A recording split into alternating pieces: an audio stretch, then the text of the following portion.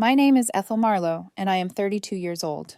It's strange how life can turn on a single sentence. One small arrangement of words, simple, careless, thrown out like trash, can take everything you thought you knew about someone and set it on fire. That's what happened to me. We were on the couch last night. The television was on. Some sitcom rerun we weren't watching. Its laugh track echoing like it belonged to strangers in another world. My boyfriend, Jake, sat a few feet away, scrolling lazily on his phone. We hadn't spoken in nearly half an hour. Silence stretched between us, heavy, like a thread pulled too tight. I broke it with a question. The kind of question that sounds small but carried all the weight of the unease that had been piling up inside me for months. How was your dinner with Leah? Leah, his ex. The woman who still existed in our orbit like an old planet you can't escape, even when you try to launch into another solar system. Jake had been seeing her for what he called closure coffees, or catch-up dinners. Once a month, for 6 months. Each time he'd come home with an explanation that seemed casual, harmless. Each time I'd swallowed my unease. Each time I told myself that trust meant letting him have his past without interrogations. But last night, it wasn't just unease, it was the perfume. The same one I'd smelled faintly on his jacket 2 weeks ago. Not mine, not his. Feminine, sweet, sharp, unforgettable. I'd ignored it then, told myself it didn't matter. But when he walked in the door last night, the same scent clung to him like smoke, wrapping itself around my lungs until I couldn't breathe. So I asked, just a simple question. He looked at me, his lips curving upward in a smirk. Then he did something that made my stomach twist in ways I didn't know it could. He laughed. Not the warm laugh I used to fall asleep to. Not the laugh that once told me we were safe and silly and together in this world. No, this was sharp, cruel, laced with something condescending. Funny how you get jealous when I see my ex, he said, his voice dripping with mockery. Maybe that means you're not girlfriend material. It was like the words carved themselves into me, etching a scar across my chest before I even realized the wound was open. I didn't answer. I didn't argue. I didn't beg. I just sat there, staring past him at the blank stretch of wall behind his head. My mind emptied of everything except those 3 words. Not girlfriend material. It didn't sound like an insult. It didn't sound like a joke. It sounded like a verdict, like he'd been the judge and jury all along, just waiting for the moment to sentence me. I felt the edges of myself begin to shift. The Ethel who loved him, who bent to accommodate him, who ignored the whispers of doubt evaporated in that silence. What remained was the Ethel who realized that he had been right. I wasn't girlfriend material. Not for him. Not for someone who could laugh at me while twisting the knife. When he saw my silence, Jake shifted in his seat. He seemed almost disappointed. Like he'd been expecting a fight, a plea, something dramatic to prove he still mattered enough to break me. When he got nothing, his smirk faded into a huff. He stood up, stomped toward the bedroom, and slammed the door. I stayed on the couch. No yelling, no following him, no desperate questions, just silence. And that single sentence replaying in my head like a broken record. Not girlfriend material. The apartment felt different after that. Colder, more mine than it had been in 2 years. I don't remember how long I sat there, only that the hours passed like shadows stretching across the floor. My chest felt heavy, but not with grief, with something else. Resolve. I knew then that the relationship was over, not because I'd lost, but because I'd finally won something I didn't even know I was fighting for. Clarity. Jake might have thought he ended things with his laughter, but really, it was me. In that silence, in that decision not to fight, I had ended us. Later that night, I lay in bed alone, staring at the ceiling, while the muffled sound of his snoring came from the other room. For the first time in months, maybe years, I felt awake, alive. When I closed my eyes, I saw boxes, neat, orderly, waiting. The image burned so clearly in my mind, it felt like a command. By morning, the plan was already forming. Jake left before I woke up, probably expecting me to stew all day and eventually crawl back with apologies.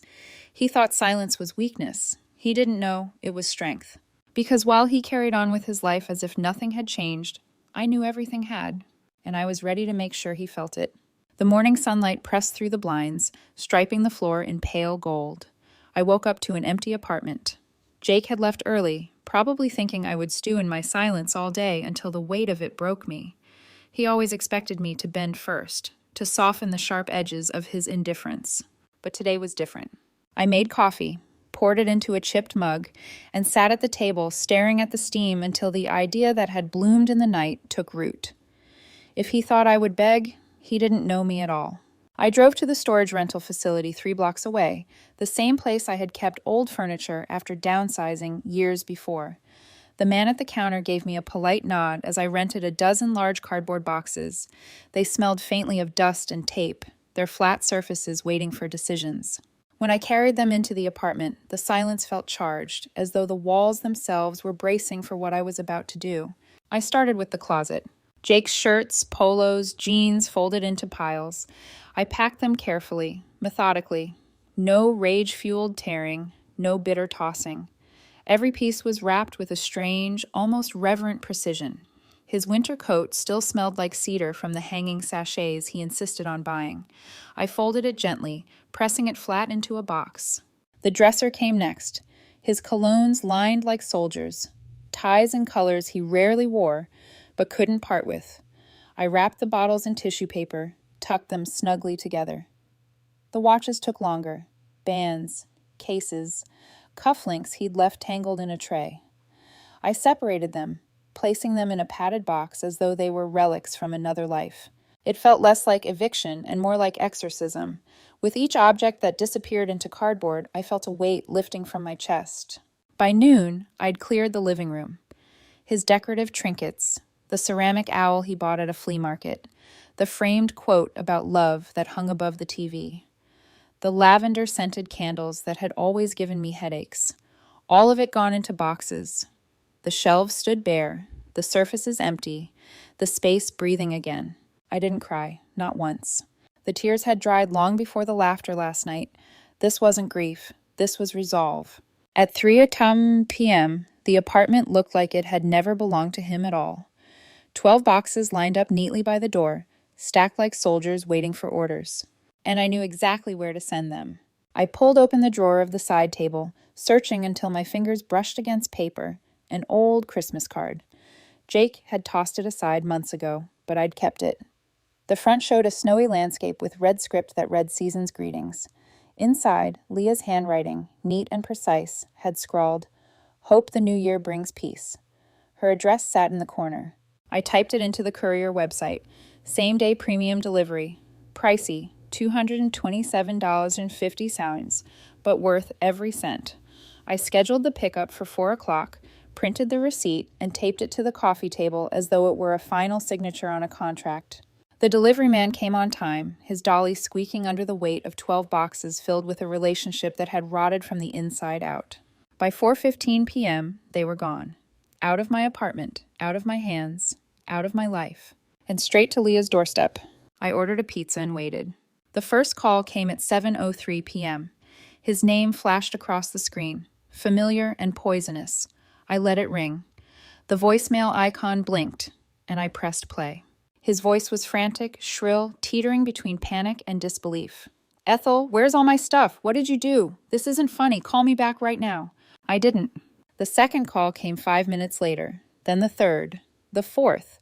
By the time he hit 6, my phone buzzed with relentless desperation. I silenced it, set it face down, and took a bite of pizza. Then came the texts.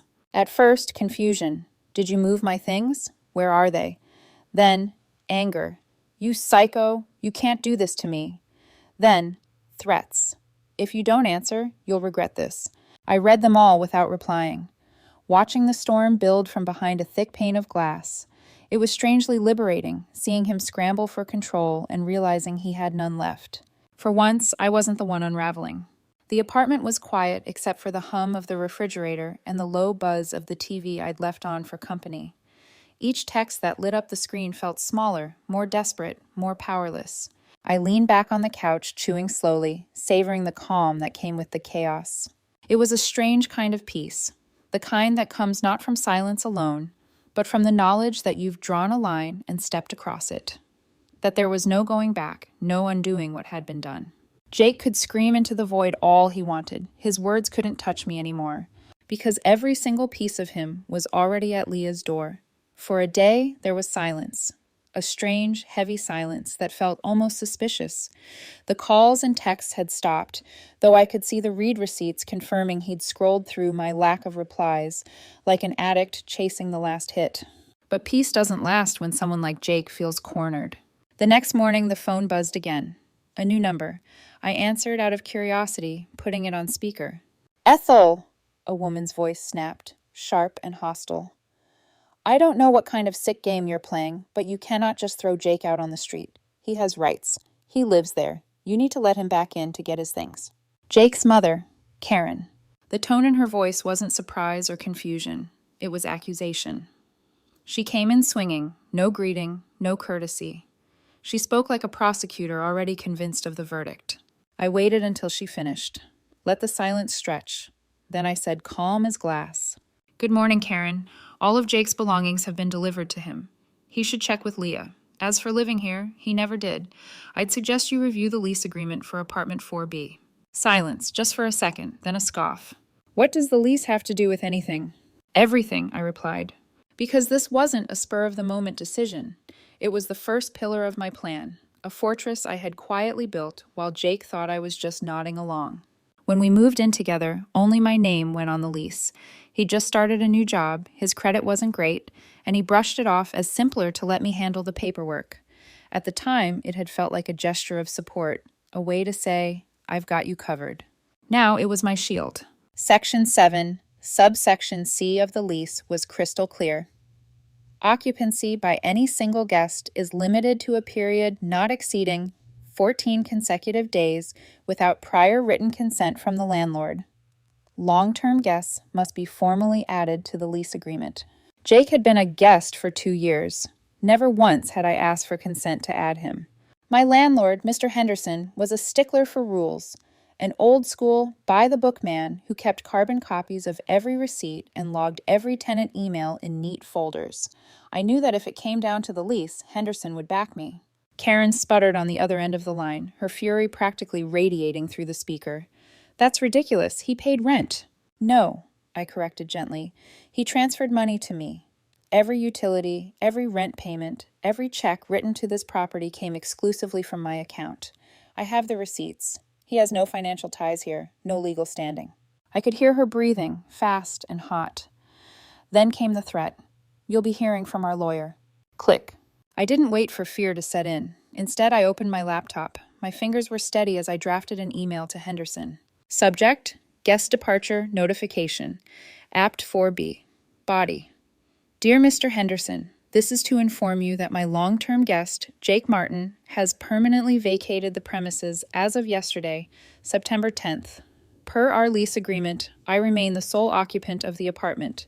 Please let me know if you require any further documentation. Best, Ethel Marlowe." I read it twice, then hit send. The response came less than an hour later. "Thank you for the notification. Your file has been updated accordingly." I screenshotted the exchange and saved it in a folder titled Evidence. The word looked almost clinical on my desktop, but it gave me comfort. This wasn't just spite, it was strategy. For the next 2 days, quiet returned. Eerie, brittle, like the moment before a glass shatters. I should have known it wouldn't last. The attack came from a different direction. It was Thursday night when my phone buzzed with a message from Sarah, one of our mutual friends. "Hey, can I call you? Something's come up." I agreed, my chest tightening. When she spoke, her voice carried hesitation, the kind that belongs to someone who doesn't want to be the messenger but has no choice. "Ethel, I don't want to get in the middle of this, but Jake's been posting some really nasty stuff in our group chat." A pause. Then the words dropped like stones. "He's telling everyone you had a psychotic break, that you screamed at him and threw him out with nothing but the clothes on his back, that you're a jealous, controlling monster." For a moment, I just sat in the quiet. The words clung to me like smoke. This was his next move. When physical access was denied, he'd go for reputation. I swallowed. "Do you believe him?" Sarah hesitated. "Honestly, it doesn't sound like you, but he's being very convincing. He said you were tracking his phone, that you threatened him." The smear campaign. I had expected something like this, but the reality of it still made my stomach knot. "Could you send me screenshots of what he's saying?" I asked. Sarah hesitated again, but then my phone buzzed. 5 screenshots, one after the other. I opened them, scrolling slowly. It was a masterclass in manipulation. Tear emojis, dramatic declarations. I'm just so scared. She screamed for hours. I was terrified. She burned all my things. My family photos are gone forever. Ben and Emily, the other couple in our circle, were eating it up, sending him words of support. Mark was quieter, but his emojis still dotted the thread like reluctant agreement. The most damning lie was the screaming. I knew the truth. I had said nothing. That silence had been my weapon. But silence doesn't win a popularity contest. Against his theatrics, it would just look like guilt. I stared at the screenshots, my jaw tightening, denying it wouldn't work. It would just be my word against his tear-stained emojis. I needed irrefutable proof. And I would find it. The screenshots glowed against my phone screen, Jake's words dripping with desperation and venom. I'm terrified. She screamed at me for hours. She destroyed my things. I don't even have photos of my childhood anymore. Lie after lie after lie. I felt a coldness bloom in my chest. Not the heat of anger, but the chill of recognition. This was the next battlefield. If he couldn't control the apartment, he'd control the narrative. And our friends, our so-called friends, were his audience. I scrolled again. Ben and Emily had flooded the chat with sympathy. You didn't deserve this. We're here for you always. Mark had reacted with emojis, quiet but not opposing. Sarah at least had hesitated. That hesitation was my wedge. I stared at the phone until my reflection blurred in the glass, then set it down. My first instinct was to respond in the group, to defend myself against his smear campaign. But I knew better. Public denials only feed drama. They make you look guilty, even when you're clean. What I needed wasn't defense, it was proof. I opened the folder on my laptop. Evidence. Screenshots, receipts, every breadcrumb I had been quietly collecting while Jake thought I was just the silent partner in his chaos. Now those breadcrumbs would form a trail that no one could ignore. The first piece, a text from Jake last month. He had lied about who he was with, telling me he was meeting Sarah when he was actually with Leah. The text sat in black and white, his own words betraying him. The second, the courier receipt, time-stamped and detailed, showing I'd spent over $200 to send all 12 boxes of his belongings safely and professionally to Leah's address. No burning, no destruction, just methodical removal. The third, the final text he had sent me before everything ended. I had written, "Hope you had a good time. Feeling a bit weird about it all. Can we talk later?" His reply had been dismissive, cruel in its simplicity. "Stop being so insecure. It's not attractive. We're just friends. If you can't handle it, that's your problem." I compared that to the tear-filled monologue he'd shared in the group chat. The contrast was staggering, his casual dismissal beside his new claim of being terrified by me. It wasn't just proof, it was a mirror showing his contradictions. I drafted a message, not to the group, but to Mark and Sarah, the two most rational, the ones who still might believe me if given the truth. Hey guys, I'm not going to engage in a public argument, but I do want you, our closest friends, to know the truth. I'm attaching 3 things. I numbered them. 1, the screenshot where Jake admitted lying about who he was with. 2, the courier receipt proving I paid to have all his things delivered intact. 3, the final text he sent me, contrasted against the story he's telling now. I ended the message with one sentence. I never screamed. I never threatened him. I never destroyed his things. I simply took him at his word, that I wasn't girlfriend material, and sent him and his belongings to the person he clearly preferred to spend his time with. My thumb hovered for a second, then tapped send. I powered down my phone, leaving it face down on the nightstand, as though even its blank screen could whisper doubt if I let it. That night, I slept better than I had in weeks. When I woke the next morning, sunlight spilling across my bed, the phone held 2 new messages, one from Mark, one from Sarah. Mark's came first. Wow. Just wow. We had no idea. Sarah and I are so sorry we even questioned you. This is insane. We're staying out of it, but just know we support you. Relief washed through me, sharp and unexpected. Not because I needed their validation, but because Jake's lies hadn't swallowed everyone whole. Truth still had ground to stand on. Sarah's reply was shorter, but heavy with meaning. Thank you for showing us. I believe you. I let out a breath I hadn't realized I'd been holding. Emily and Ben, of course, never replied. The silence was its own verdict. They'd chosen their side. The friend group fractured like glass under pressure, shards scattering where no one could pick them up again. Jake had overplayed his hand. He thought I would retreat, stay silent, let him control the story. What he hadn't counted on was that silence doesn't equal absence. Silence can be strategy, and I had the receipts to prove it. But victory in one battle only meant another was coming. For the next few days, things quieted. No new texts, no new calls. I rearranged the furniture in the apartment, shifted the couch against the opposite wall, bought a rug to cover the scuffed hardwood. It was therapeutic, reshaping the space into something that was mine alone. I even threw away the lavender candles, the ones he loved that had always made me nauseous. The air smelled cleaner without them. For a brief moment, I thought it was done, that Jake, cornered by proof, had retreated to lick his wounds. But people like him don't retreat. They regroup. And when the next strike came, it wasn't through friends or family drama. It came disguised as sentimentality.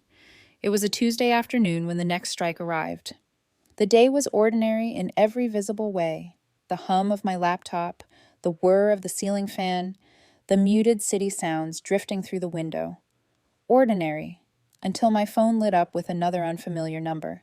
I debated letting it ring, but curiosity won. I answered. "Ethel!" came the voice, syrupy and false sweet. Karen. Something in her tone was different this time. Not the clipped fury of our last conversation, but something smoother, practiced, like honey poured over a blade. "Listen," she began, her voice wobbling with a performance of emotion. "I know things have been tense, but we have a real problem.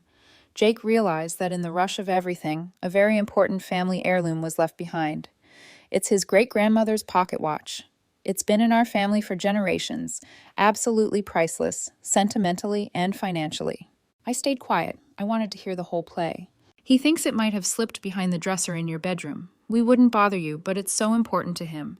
Could we arrange a time for him to come by? Just 5 minutes. I'll come with him. We'll be in and out."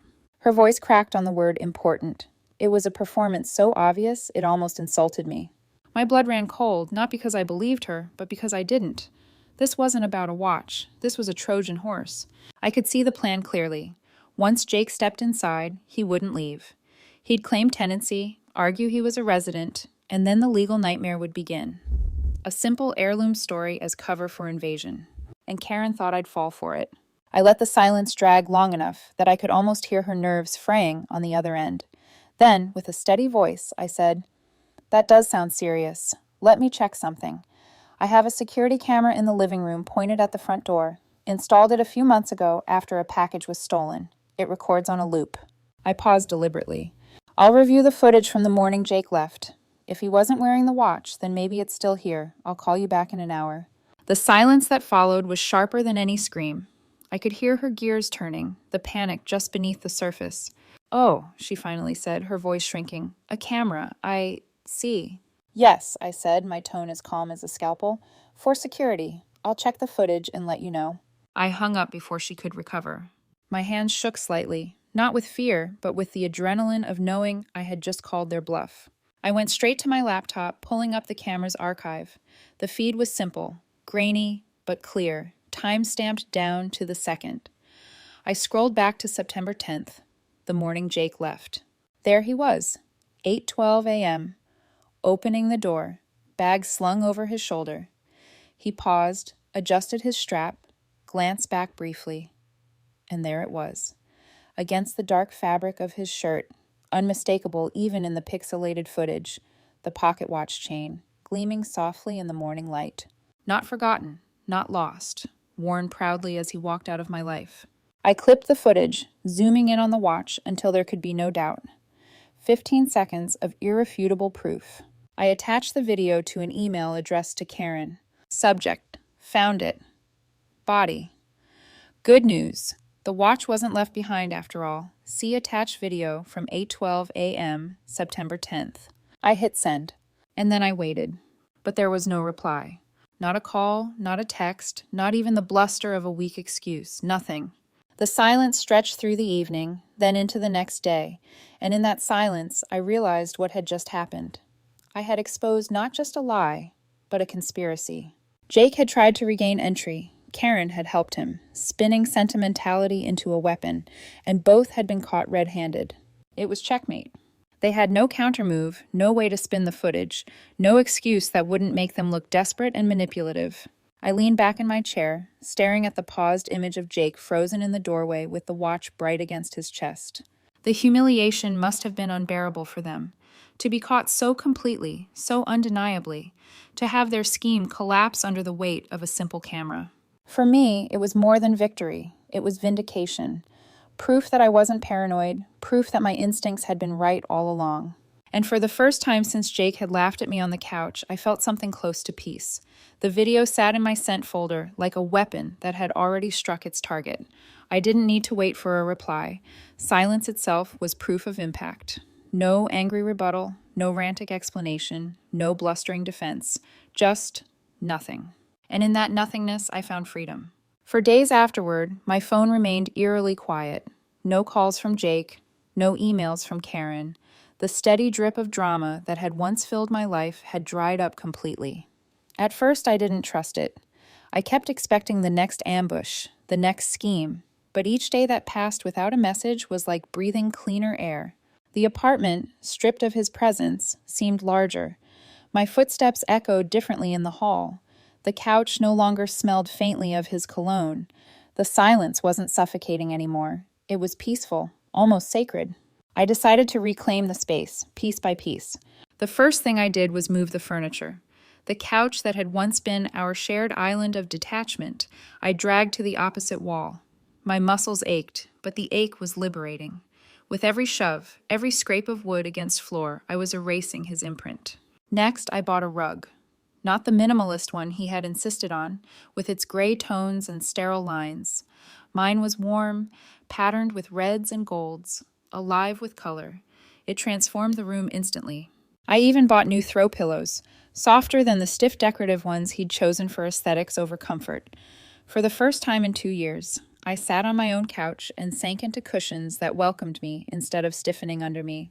The lavender candles were the next to go. I gathered every last one from drawers, shelves, and boxes.